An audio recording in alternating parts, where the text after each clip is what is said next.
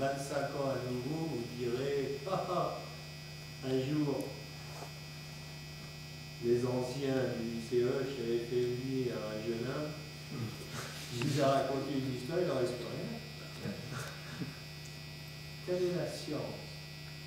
La science a cette vertu, elle vous rend humble. Elle vous rend humble. C'est important. Et je pense que là, le métier que l'on fait avec des jeunes, avec beaucoup de nationalités, sur le plan humain, c'est une bonne formation. C'est une bonne formation, je pense. Voilà comment j'imagine le milieu où nous sommes nés. Un paysage mosaïque. J'ai fait cette photo, j'ai rajouté tout mal, bien sûr. Cette photo vient du delta de l'Okavango, au Botswana. Je ne sais pas si vous connaissez le delta de l'Okavango. Si vous ne connaissez pas, et si on vous invite, il faut y aller. C'est là où, personnellement, j'ai vu la plus belle faune africaine. L'Okavango, c'est un fleuve qui fait 1500 km, qui prend naissance au nord, au Mongola, et qui vient se jeter au Botswana, au milieu du désert. Il meurt dans le désert, dans un petit delta, un delta qui fait 15 000 km². C'est très beau, c'est magnifique. Et alors vous pouvez faire des transects du delta, c'est facilement, parce que 15 000 km², c'est pas très grand. Donc vous partez du désert et puis vous allez vers la Namibie et vous arrivez à nouveau dans le désert. Et vous avez tous les types d'animaux, tous les types de paysages. C'est merveilleux. À l'heure, à 5 heures le soir, au moment où les éléphants vont boire, je me suis retrouvé des soirs où j'avais peur. On était en Égypte et on était entouré par 400-500 éléphants. Ouais. Je ne suis pas agent de voyage. Voilà comment je vois la lignée, ce que certains appellent la lignée humaine. La lignée humaine, elle est buissonnante. Au passage, vous voyez, on parle beaucoup de biodiversité. Il y a les chimpanzés, qui sont encore 2 espèces, nous on est plus petites espèces, hein, mais eux, ils sont moins de 100 000. Hein. Nous, on est plus de 7 milliards.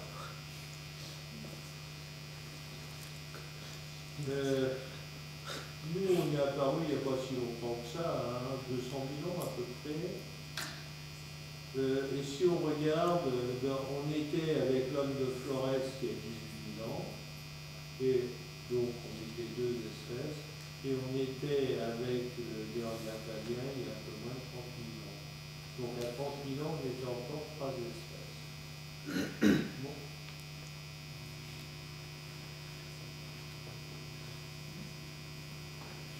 Tout ce que je vous ai raconté, c'est le résultat d'un travail d'équipe, je vous ai dit.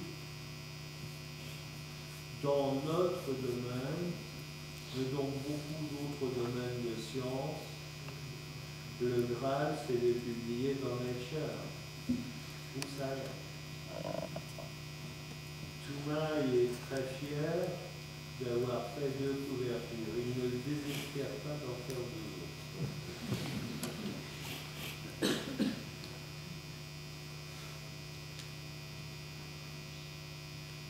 C'est pas si facile que ça.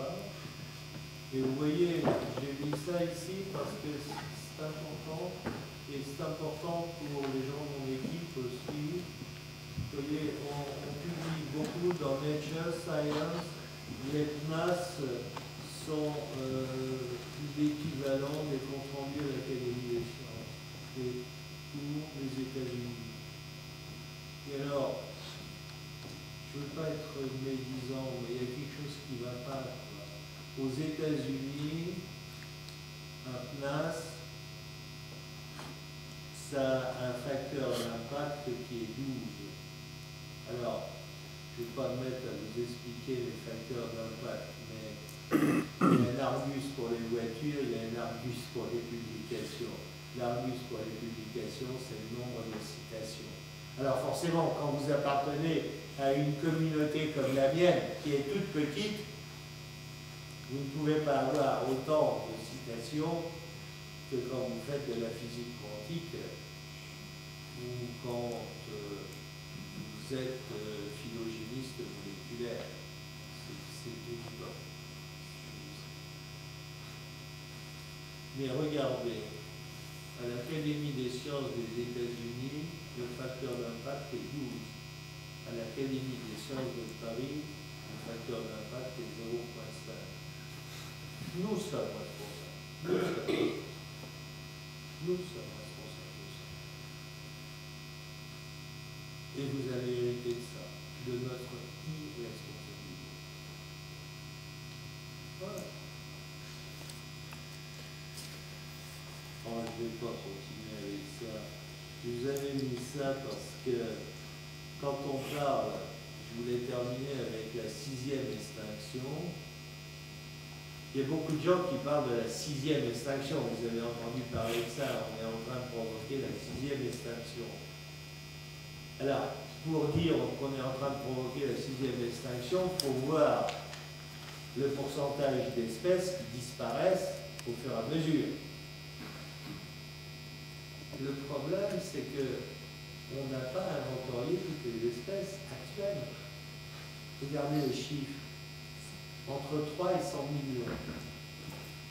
C'est possible. Le plausible, c'est entre 5 et 15 millions. La meilleure hypothèse, c'est 7 millions. Vous imaginez? Il faut être prudent, hein? Très prudent. Très prudent. La 6e extinction, peut-être, mais bon, voilà. Alors ça, c'est une projection, vous voyez, quoi, hein? Il y a 10 000 ans, on est passé en Amérique du Nord, par l'isthme de Bering, il y a 10 000 ans. Vous voyez, on était à peu près 5 millions. 10 000 ans après, 2050, on va être 9 milliards. C'est sûr que ça va poser des problèmes. C'est sûr. Il va falloir sûrement qu'on prenne en compte des choses qu'on n'est pas en train de prendre en compte en ce moment. Mais ce qui me frappe beaucoup, je vous ai dit tout à l'heure, je ne sais pas si vous avez retenu, il m'arrivait de fréquenter des conseils pour le futur, des congrès pour le futur.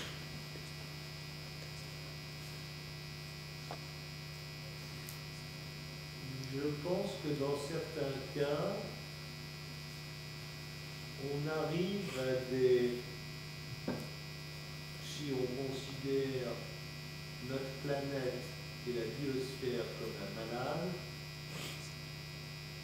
on arrive à écrire une ordonnance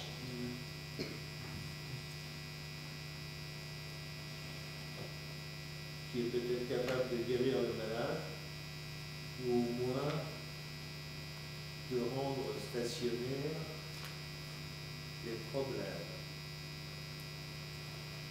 On arrive. On sait. On sait. Mais le gros problème, c'est qui va être capable de prescrire l'ordonnance à tout le monde.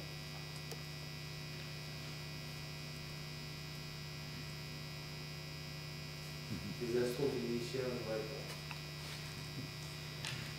J'ai vu un jour une astrophysicienne américaine dire, moi, j'ai la réponse.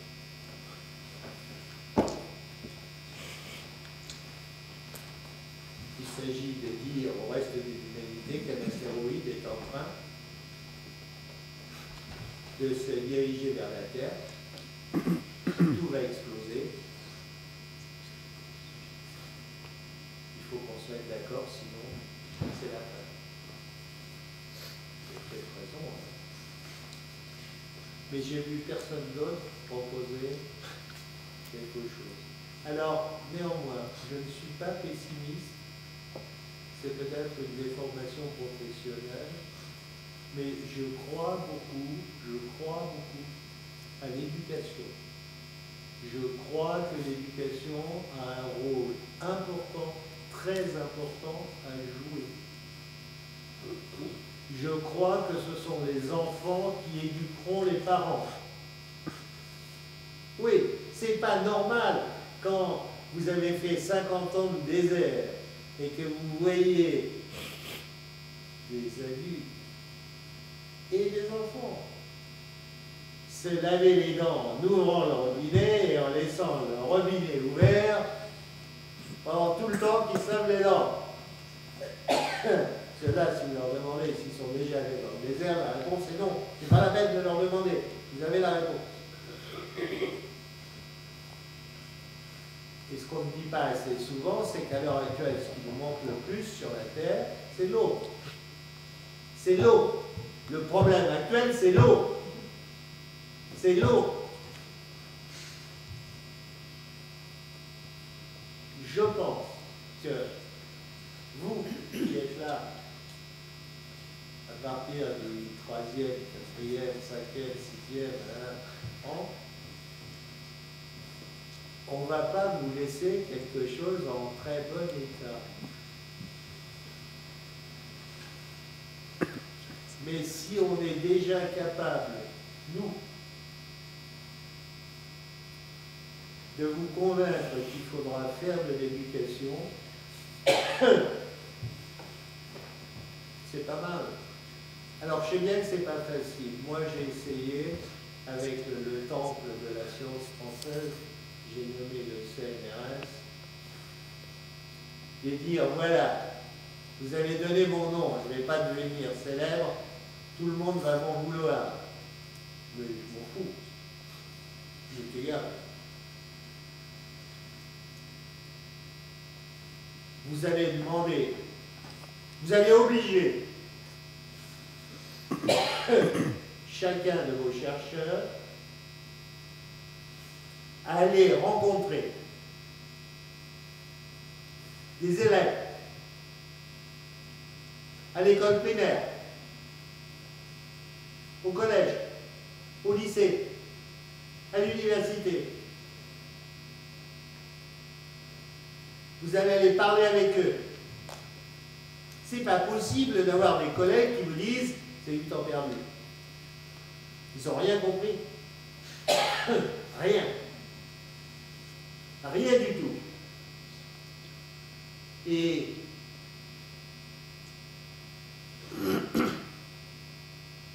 je vais même en école maternelle. Voilà, petite section. La grande section. Alors, il se passe des tas de choses.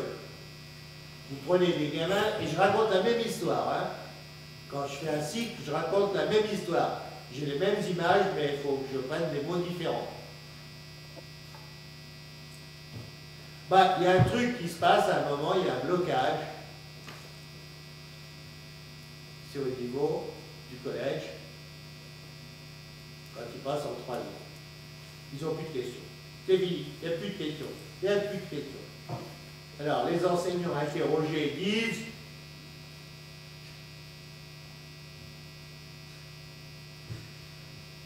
j'attribue ça aux hormones.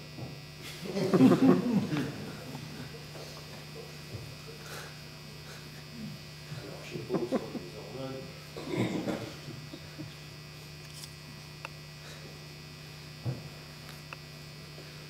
Vous vous retrouvez en Master 2, c'est le même problème.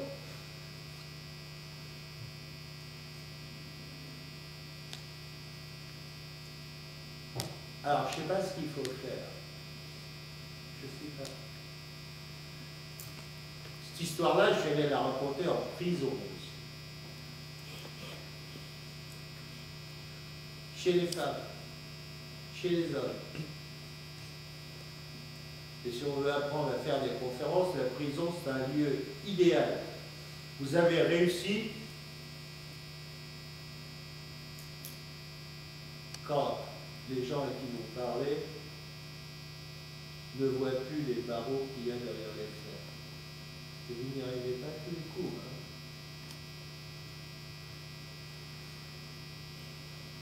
Alors je crois que vous, c'est ce que vous aurez à faire. Vous aurez à être plus intelligent qu'on l'a été, les anciens. Vous irez voir les jeunes, vous leur ferez partager vos passions, vos succès, vos échecs. Si vous saviez comme ils sont contents, les gamins, quand on va les voir. Alors, pour moi, j'ai de la chance. Je leur emmène Toumaï, alors ils sont contents, ils ont vu Toumaï, mais on peut toujours. Pendant un moment, j'ai fait, je dis ça parce que il y a un collègue, j'ai fait des conférences avec Claudie Ignoret pendant un moment. Et elle parlait de manière merveilleuse des étoiles. Les gamins étaient... Et je crois que c'est ça. La science, c'est du rêve. C'est du rêve. On est dans une période difficile. On est des petits singes bipèdes qui ont besoin de rêver. Plus c'est difficile, plus on a besoin de rêve. On constate quoi? Les jeunes se détachent de la science, ils ne vont plus dans la science. C'est pas de leur faute, c'est de la nôtre.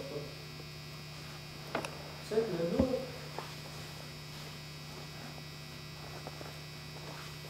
Et il y a tellement de choses merveilleuses. Je préfère cette image, vous voyez. Ils sont souriants. Il y a des fleurs. C'est une image qui vient de Birmanie. Ils ne sont pas tous là, hein, mais tous ont beaucoup travaillé. Et sans eux, je n'aurais rien fait. Tout ce que je vous ai raconté, c'est par essence un travail d'équipe. Tout seul, vous n'êtes rien, rien.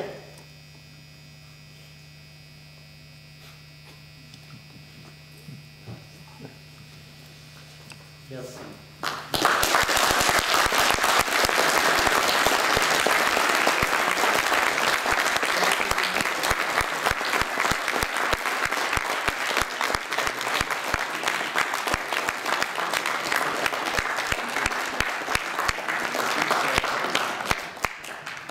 Est-ce qu'il y a quelques questions ?